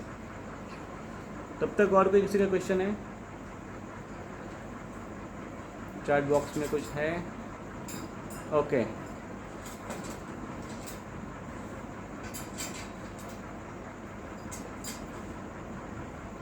ठीक है, तो ये सबको क्लियर हुआ आई थिंक सो। अभी सेकंड हम थोड़ा सा इसको और थोड़ा सा फाइन करेंगे, इसको और थोड़ा सा हम बढ़ाएंगे इसमें कि हम परिवार के साथ और भक्तों के साथ हम हमारा जो व्यवहार है। अभी हम भक्तों के व्यवहार में जब आते हैं, अभी घर के परिवार भी हमारा परिवार भक्त परिवार बन गया, सारे भक्त बन गए हैं। हम भक्तों के वातावरण में अभी आते हैं, एक समाज में, एक परिवार में हम आते हैं, तो एक कॉन्ग्रीगेशन एक बन गया है। तो उस कॉन्ग्रीगेशन में हम जब आपस में व्यवहार करते हैं, तो उस आपस के व्यवहार में भी कभी कभी अपने व्यवहार में अगर कम ज़्यादा अगर हमको दिखाई देता है तो उसमें समस्या आना शुरू हो जाता है। जैसे कुछ भक्त हैं हमारे कॉन्ग्रीगेशन सीनियर मेंबर्स हैं, तो उनको कुछ भक्त कुछ पूछते थे, मार्गदर्शन के लिए उनको पूछते थे, उनसे बात किया करते थे, उनको सब कुछ अच्छे से ये होता था। फिर उसमें ऐसे होता है कभी कभी कि दूसरे और भक्त हैं, वो और सेवा में थोड़े से और उन्नत हमको दिखाई देते हैं, थोड़े से और प्रगत हमको दिखाई देते हैं, या उनका एक्सपर्टीज श्लोका रिसाइटेशन में और एक्सपर्ट आपको दिखाई देते हैं। क्योंकि इस्कॉन में आपको बहुत वैरायटी मिलेंगी और एक से बढ़कर एक आपको मिलेगा, 101% आपको मिलेगा वो। यहाँ तक कि अपने कांग्रेगेशन में भी अगर आप देखेंगे, आप इतने भक्तों को देख रहे हैं, आप इसमें से आपको अवलोकन करेंगे, हाँ ये बहुत अच्छा है, ये टॉपर है, ये इतना श्रेष्ठ है।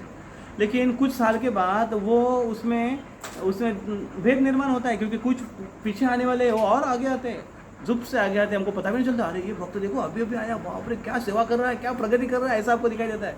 हाँ ऐसा दिखाई देगा आपको। उसमें आपस में फिर ऐसा होता है, अरे वो भक्त को तो अभी इतना ऊपर उठा लिया, ये एक मन में आ जाता है।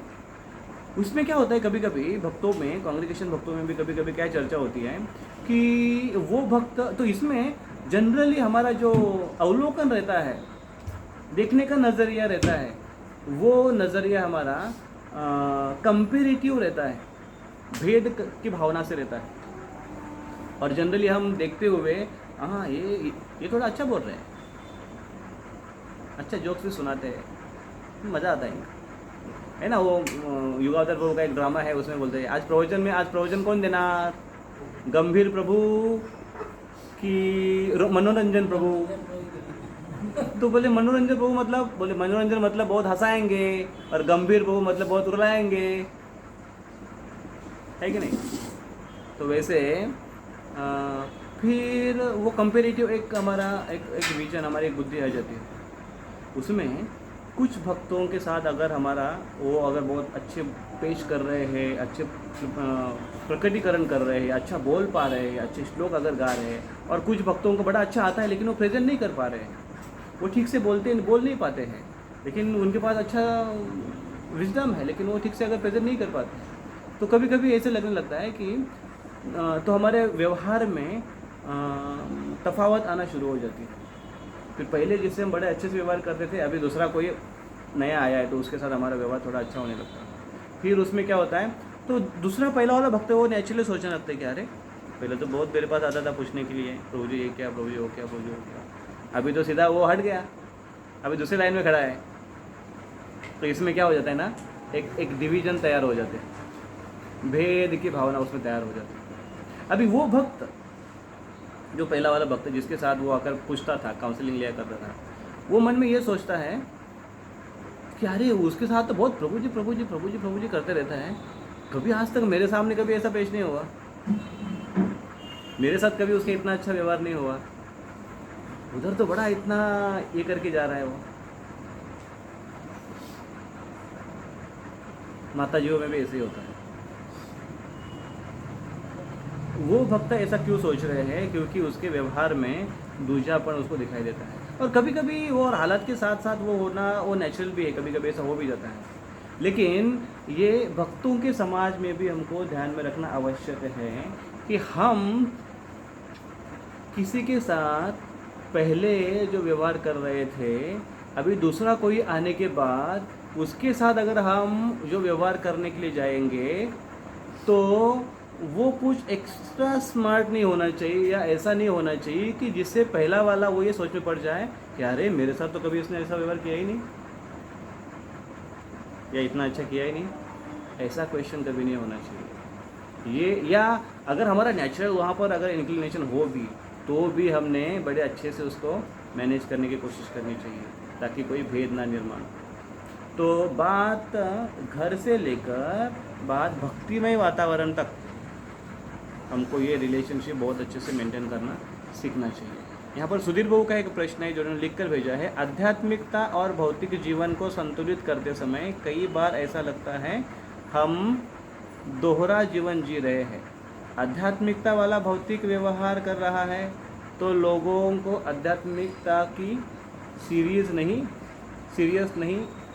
अच्छा, हम दोहरा जीवन जी रहे हैं, आध्यात्मिकता वाला भौतिक व्यवहार कर रहा है तो लोग आध्यात्मिकता को सीरियस नहीं लेंगे। तो आई थिंक सो मुझे जहाँ तक मैं समझा हूँ कि आध्यात्मिकता और भौतिक जीवन को संतुलित करते समय कई बार ऐसा लगता है कि हम दोहरा जीवन जी रहे हैं। नहीं, हमको दोहरा जीवन जीना ही नहीं है पहली बात तो। हाँ, हम अपने रोल के अनुसार हमको रहना चाहिए। अभी रोल के अनुसार कहने का अर्थ यह है, इसको ज़रा ठीक से आप समझ लीजिए कि अगर हम ऑफिस में मैनेजर हैं तो हमको ये ध्यान में रखना है कि हम घर में मैनेजर नहीं हैं, तो इसमें दोहरा व्यवहार नहीं है। हम ऑफिस में मैनेजर है तो हमको मैनेजर की पोस्ट निभाते हुए वो जो काम जिम्मेदारी दी है उसके अनुसार हमको वो करनी है। घर पर आकर पप्पा अगर हमको डांटेंगे तो हम पप्पा को बोल नहीं सकते आप मैनेजर को डांट रहे हैं, क्योंकि पप्पा वहाँ के बॉस है। तो अभी हमको हमारा रोल बदल गया है। तो ये दोहरा व्यवहार नहीं है, वो नेचुरल है, क्योंकि वहाँ पर वो समय की और वो जगह की डिमांड है। हमको वहाँ पर वैसा व्यवहार होना चाहिए।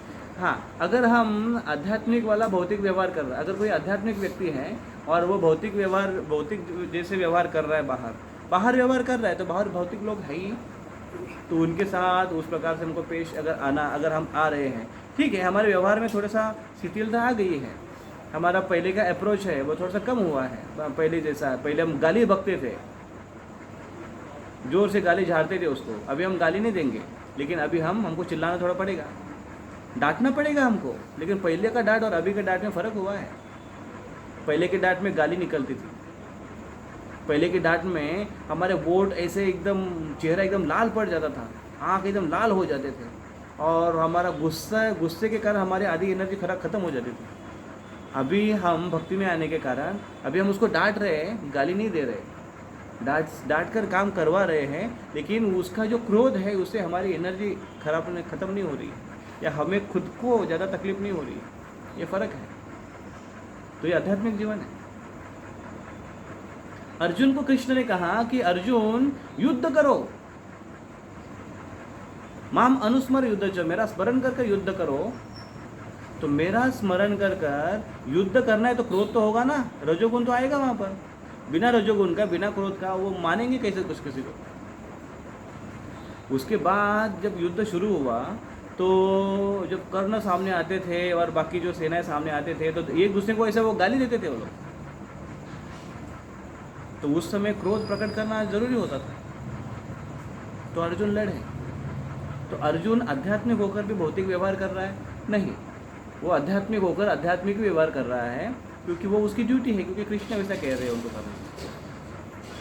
तो उसी प्रकार से हम दोनों जगह पर भगवान के भक्ति में वातावरण में भी, अपने जगह पर भी जहाँ पर हम ड्यूटी करते हैं वहाँ पर भी, और घर में भी या अपने भक्तों के समाज में भी हमारा अप्रोच सेम रहेगा। बस ड्यूटी के अनुसार वो वहाँ पर चेंज हो जाएगा, लेकिन उसमें भक्तिमय जीवन की प्रैक्टिस वो हमेशा रहेगी।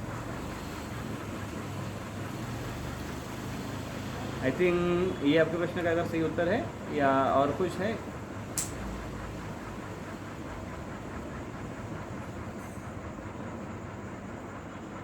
जी लेकिन समटाइम तो जी विनम्रता का अलग अप्रोच करते हैं। भौतिक स्तर पर यदि व्यक्ति आध्यात्मिक स्तर से विनम्र रहने का प्रयास करता है, बिना तो किसी निश्चय वही से का व्यवहार करने का प्रयास करता है, लेकिन specially all the team members जो रहते हैं वो हमारे लाइक कृष्ण के पार्ट पार्सल है। काम करवाते समय, उसे डील करते समय हमें, या फिर हम जिनके साथ रहते हैं उनके साथ हमें विनम्र रहना चाहिए, लेकिन कभी कभी विनम्रता को लोग छिपली लेते हैं। तो in that situation it's very difficult to manage. नहीं, आपका क्वेश्चन ये है कि आप समझो जहाँ पर हम लोग काम करते हैं, जहाँ पर हमारी पोजीशन है, हमारे नीचे कुछ लोग हैं जिससे हमको काम करवाना है, और हम उनको अगर त्रिनादपि सुनीचना जैसे व्यवहार करने लगे तो वो लोग चिपली लेते हैं। ये आपका क्वेश्चन है? ये इसमें से ही रिलेटेड था, वो इंटरव्यू लिखना थोड़ा डिफिकल्ट हो जाता है, माइक से आपको आवाज़ आ नहीं रही, जितना मुझे समझ में आया उतना मैं लिख के भेजता।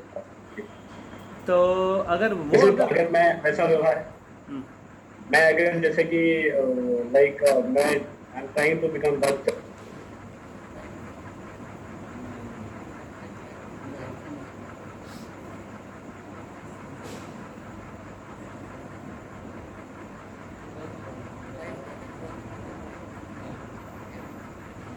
आप लिख के भेजिए, आपका आवाज़ थोड़ा प्रॉब्लम है। यस, और कोई question? Sridhar Babu, very happy to see you.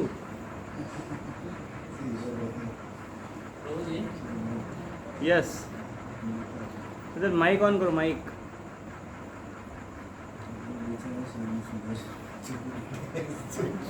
Mic बंद है,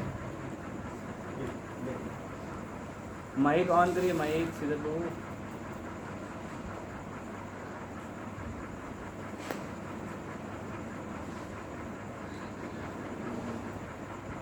उन्होंने माइक ऑन किया है लेकिन आवाज़ आ रहा है? हमको नहीं आ रहा है। आप बहुत धीरे बोल रहे हैं। अच्छा, हाँ, यस, अभी बोलिए। हाँ प्रभु जी, दंडवत प्रणाम। दंडवत। थैंक यू सो मच प्रभु जी, कल आपने इंस्पायर किया था, सेम वैसे ही आज भी, आज का क्लास भी वैसे ही था। Thank you so much for inspiring us. Hari Hari, please remain inspired and inspire others also. Yes. और कोई क्वेश्चन है किसी का? नहीं तो हम यहाँ पर रुके। यस, जीतू का कुछ क्वेश्चन है? जैसे भागवत में देखते हैं कि कर्दम मुनि से मिलने जाते हैं स्वयंभू मनु। कर्दम मुनि भी स्वयंभू मनु कर्दम मुनि को भी धन्यवाद करते हैं, और कर्दम मुनि भी उनको प्रणाम करते हैं, उनको भी वाहवाही करते हैं। स्वयंभू मनु बोलते हैं कि हमको आप ऐसा क्यों कर, हम राज्य इसमें पड़े हुए हैं, फंसे हुए हैं। तो इस तरह से उनको भी ग्लोरीफाई करते हैं एक दूसरे को कि आप भी कर्दम मुनि और किसको और कौन? स्वयं को मनु। हाँ, एक दूसरे को ग्लोरीफाई करते हाँ, हैं। तो ये स्वयं मनु बोलते हैं कि हम तो इस राज परिवार में फंसे हुए हैं, माया मोह में पड़े हुए हैं, हमारी भी इच्छा है कि बन जाए, तो एक दूसरे को कितना ये कर रहे हैं। तो Yes. इससे हमको मटेरियल लाइफ में भी रहते हुए भक्ति करते हुए भी इस तरह से और क्या मतलब समझना चाहिए। नहीं, लेकिन वो स्वयं मनु को ग्लोरीफाई कर रहे हैं ना हाँ, दोनों एक दूसरे को ये- दोनों, लेकिन दोनों भी दोनों बड़े respect- महान वैष्णव हैं। हाँ, दोनों respect- दोनों महाभागवत हैं। भावना इस तरह की- भावना भले ही उनको वो ये नहीं सोच रही कि हम जंगल में रहते हैं इसलिए हम बड़े तपस्वी हुए और वो इसमें रहते हैं। तो ये भी है, एक वैरागी जीवन और एक गृहस्थ जीवन, दोनों एक दूसरे के प्रति रिस्पेक्टिव होना चाहिए, वो भी एक मैसेज है उसमें से। वही कहना चाहते हो और कुछ कहना है? तो इसको हम लोग को कैसे मतलब ये थोड़ा सा हम लोग को भी ध्यान रखना चाहिए, मतलब बहुत सारी चीज़ें हैं। हमने ध्यान, यस, मनीषा चौधरी माता जी का हैंड रेज है और महेंद्र उनका भी हैंड रेज है। मनीषा चौधरी माता जी बोलिए। हरे कृष्ण प्रभु जी। यस, आपका माइक ऑन कीजिए, ये कैमरा भी ऑन कीजिए। दंडवत प्रणाम। दंडवत माता जी। प्रभु जी, आपने जो बोला था कि सवेरे सवेरे माता जी जब प्रभु को सवेरे के मतलब रूटीन में प्रॉब्लम होता है, तो फिर कैसे करना चाहिए जब तो वो हमारे घर में भी वैसे ही होता है प्रॉब्लम। वही तो बोल रहा हूँ मैं, ये सारे हमने प्रॉब्लम्स तैयार किए हैं। तो फिर जब तो होता ही नहीं, फिर वैसे करने जाए उनका मन रखने जाए। we actually borrowed our anxiety, हमने उधार लिए, हमारी जो परेशानी है हमने उधार लिए। तो हमको कैसे करना चाहिए, माला कैसे करना चाहिए? सबसे पहला हमारा जो ड्यूटी है, देखो खास कर प्रभुओं के लिए विशेष है, सारे प्रभुओं के लिए जो भक्त है उनके लिए मेरा एक जोरदार निवेदन है। कभी कभी लोग बोलते हैं ना, आग्रहाचा आमंत्रण, आमंत्रण तो कर रहे हैं, आमंत्रण मतलब रिक्वेस्ट हो गई, लेकिन आग्रह डालते हैं उसके बीच में। वैसे ये हमारा एक जोरदार आप सबको निवेदन है, सारे प्रभुओं को, कि उनकी माला है जप माला, वो जॉब पर जाने के पहले 16 माला या जितनी निर्धारित माला है वो कंप्लीट होनी चाहिए। सबसे विनंती है, यह सबको एक रिक्वेस्ट है कि ये बहुत महत्वपूर्ण है सारे प्रभुओं के लिए, कि वो अपनी माला सवेरे ही पूर्ण करें और बाकी कार्य में लगें, ताकि आपकी कार्य दिनचर्या बड़ी अच्छी से हो। और शाम को आकर फिर से अगर इच्छा हुई तो और 1-2 माला कर सकते हैं सोते सोते, लेकिन सवेरे माला होनी ही चाहिए किसी भी हालत में। इसलिए हमारा सवेरे का जो जपा सेशन रखा है कि सारे भक्त एकत्र आकर बैठकर माला करें उसमें। तो प्रभुओं से खास कर वो एक है कि वो जो 5:15 बजे से लेकर 7:15 बजे तक का जो समय है उसमें बैठकर जितना भी समय मिले बीच में आकर माला करना शुरू कर दीजिए। देखिए वो कल हमारे परसों मंगलवार प्रभु जी जो बता रहे थे, विश्व प्रभु, कि उन्होंने अपना एक ग्रुप तैयार किया और उनके ग्रुप में बहुत सारे लोग आते हैं चैंटिंग के लिए। अब भूसावल का भी अपना एक ग्रुप है, सारे भूसावल का कांग्रेगेशन एक जगह पर आकर अगर माला करें, एक जगह बैठ कर अगर माला करें तो वो एक वाइब्रेशंस निकलता है। बहुत बार तो हम माइक को ऑन ऑफ करके रखते हैं, माइक को ऑन कीजिए, लेकिन आपको दूसरों का आवाज़ बहुत ज़्यादा आ रहा है तो आपके मोबाइल का या उसका आवाज़ थोड़ा कम कीजिए, ताकि आपको जितना चाहिए उतना आप सुने। और उस वाइब्रेशंस में वैष्णव को देखते हुए माला करेंगे अगर हम, तो बहुत उसका लाभ है, वो संकीर्तन बन जाता है। और संकीर्तन ही कलयुग में बहुत पावरफुल है। सारे प्रभुओं से है, माताओं के लिए वो सबसे पहले अगर जब तक उनकी ड्यूटी समाप्त नहीं होती है या शुरू नहीं होती है, ड्यूटी जब तक उनकी शुरू नहीं होती है, ड्यूटी अर्थात पारिवारिक उनका कार्य जब तक शुरू नहीं होता है तब तक का समय उनका है अपना। तो अगर आपका समय शुरू होता है सवेरे 6 बजे से, तो 6 बजे के पहले का समय आपका है, उसमें आप अपने आप को खींच सकते हैं, अपना समय बना सकते हैं और वहाँ पर बैठ कर माला कर सकते हैं आप। और ऐसी जगह पर बैठकर माला कीजिए। मैं उस दिन अहमदाबाद गया था, तो वहाँ से आते समय बड़ौदा में गया, वहाँ पर एक भक्त रहती है, शायद यहाँ पर ज्वाइन भी होंगी वो, मीना माता जी, मीना सिस्टर्स पर यहाँ पर सिस्टर थी, उनके घर पर गए थे। तो छोटा सा घर है, एक किचन है और सामने हॉल है उनका, उतना ही उनका रूम है। लेकिन सवेरे जल्दी उठकर जो माला करती है वो, तो बाहर चैंटिंग सेशन में आप देखेंगे बाजू में बहुत सारी तुलसी दिखाई देंगी आपको और नीचे बैठी हुई थी। तो हमको लगा कि शायद ऐसी कुछ गैलरी वैलरी होगी, वहाँ पर बैठ के अच्छे से माला करती है। कोई गैलरी वैलरी नहीं है। घर से बाहर निकलने के लिए, स्टेप्स पर उतरने के लिए जो जगह है ना, उसी के कंपाउंड वॉल के ऊपर उन्होंने तुलसी रखी है और उसी के कोने में बैठकर दरवाज़ा बंद कर वहाँ पर धीरे धीरे शांति से माला करती है। माला ही करना है ना, तो वो सही समय निकाल कर और जगह पर ढूंढ कर वहाँ पर बैठ कर माला करेगा। हमको वो ध्यान में रखना आवश्यक है। तो हमारी ड्यूटी शुरू होने के पहले का समय हमारा अपना समय है माताओं के लिए। वो जितना आप अगर जल्दी हो सके, मैं ये नहीं बोलूँगा कि इतने बजे आप उठो ही, मैं ये कह रहा हूँ कि आपको उसमें अपना शेड्यूल बनाना है। इसलिए क्योंकि बहुत जल्दी उठना आपके सेहत के लिए कैसे है वो पता नहीं, आपको ध्यान में रखना आवश्यक है उसको। तो उसके पहले वाली माला आपकी है। उसके बाद आपकी जैसी ड्यूटी शुरू हो जाती है, घरेलू कार्य, उसमें आपको बड़े ही अच्छे से, पहले से और अधिक स्मूथली अच्छे से उसको करनी चाहिए। और फिर वो करने के बाद फिर अपने को जो समय मिलता है उस समय में बैठकर फिर से माला करनी चाहिए। फॉर एग्जांपल अगर और डिटेल में जाए तो सवेरे समझो, सपोज आपका 6 बजे आपके हस्बैंड है, उसको 7 बजे ड्यूटी जाना है, तो 6 बजे कम से कम आपको किचन शुरू करना पड़ेगा। उसके पहले आपको आधा 1 घंटा पहले उठकर आपको पूरा फ्रेश होकर रेडी होकर आप किचन में जाकर पूरा रेडी करके 7 बजे उनको आपको रेडी कर देना है सब कुछ चीज़। तो ये आपने कर लिया।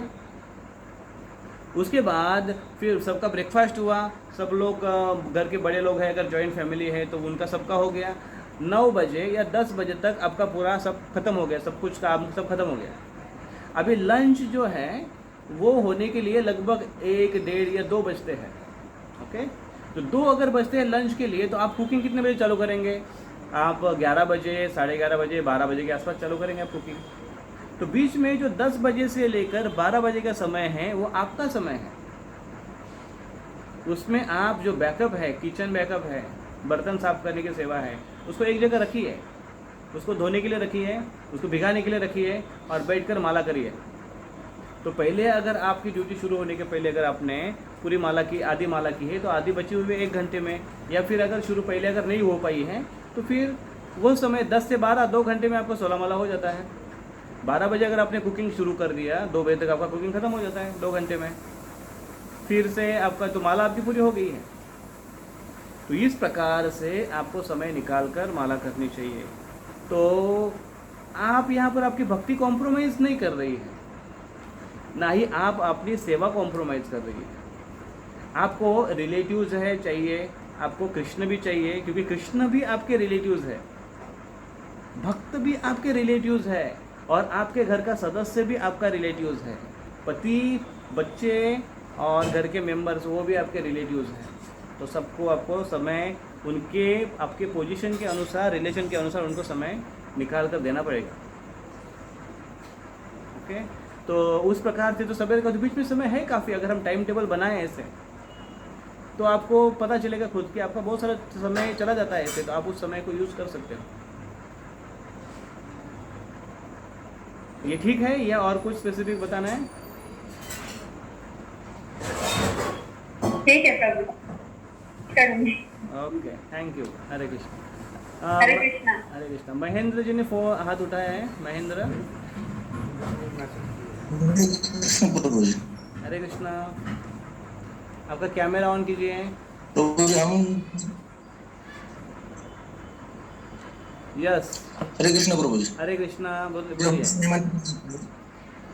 हाँ, जब हम किसी मेहमान की इधर जाते हैं या फिर किसी तो भोग लगाया हुआ नहीं होता है खाना, ओनियन गार्लिक रहते हैं, तब उसमें क्या करना चाहिए? आप कहाँ से बात कर रहे हैं? आप भुसावल से हैं? नहीं सर, कातरस पुणे।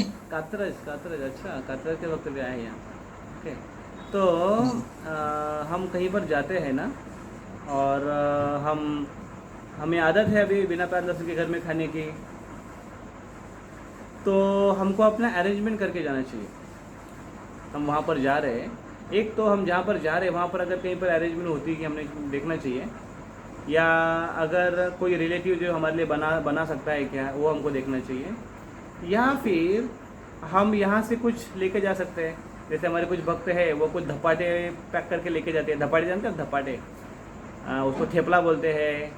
या कुछ ड्राई अगर है तो क्या बोलते हैं उसको, खाकरा। खाकरा काफ़ी दिन चलता है, खाकरा 10 दिन तो आराम से चलता है। खाकरा लेकर जाइए और कहीं से दूध ले लीजिए, दूध में डालकर खाकरा भिगाकर खा सकते हैं, बड़ा अच्छे से पेट भरेगा, है ना महेंद्र जी? तो ये एक आइडिया है कि वैसे आप कर सकते हो। इसमें क्या होता है कि आप जिसके घर में जाएंगे वो आपको आग्रह करेंगे, अरे हम आप हमारे इधर मेहमान आए हैं, हम आपको इतना बोल रहे, आप खा नहीं रहे हो, है कि नहीं?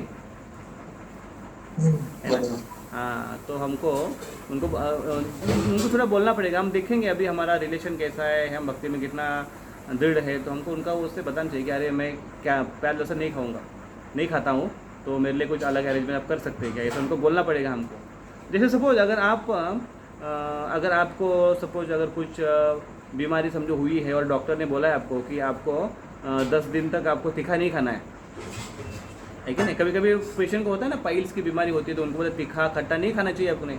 10 दिन की मेडिसिन चल रही है और उसी समय किसी की शादी आई, तो आप उसकी शादी में जो गए तो उनको आप बोलेंगे कि नहीं तीखा और खट्टा मत बनाना, क्योंकि मेरे को परहेज है ना? तो वो जैसे हमारे परहेज है, हम अपने रिलेशन को बताते हैं, उसी प्रकार से ये आध्यात्मिक जीवन में अपने परहेज है, तो हम उनको बताएंगे कि मेरा थोड़ा सा ट्रीटमेंट चल रहा है। वो बोलेंगे क्या ट्रीटमेंट चल रहा है? बोले वो बताऊंगा आपको बाद में डिटेल, पूरा मन की सर्जरी चल रही है मेरी तो लेकिन मैं प्याज लहसुन नहीं खाता हूँ, तो आप अगर वैसा कर कर बना सकते हैं तो ठीक है, मैं खाऊंगा, नहीं तो फिर कुछ फल फूल का अरेंजमेंट कर लो, मेरे लिए कोई प्रॉब्लम नहीं, ऐसा बोल दूँगा, तो वो कर सकते हैं। या फिर अगर और नहीं हुआ और हम कुछ अरेंजमेंट नहीं कर पाए और वहाँ पर भी नहीं हो रहा है और भूखे रहने की बारी आ रही है, तो कहीं पर जैन फूड दिखिए, वहाँ पर जैन होटल दिखिए जहाँ पर प्याज लहसुन नहीं बनता है, वहाँ पर जाकर भोजन ला लीजिए। जहाँ पर प्याज लहसुन नहीं है उसको भगवान को प्रार्थना कर कर उसको पा लीजिए, ये एक ऑप्शन है।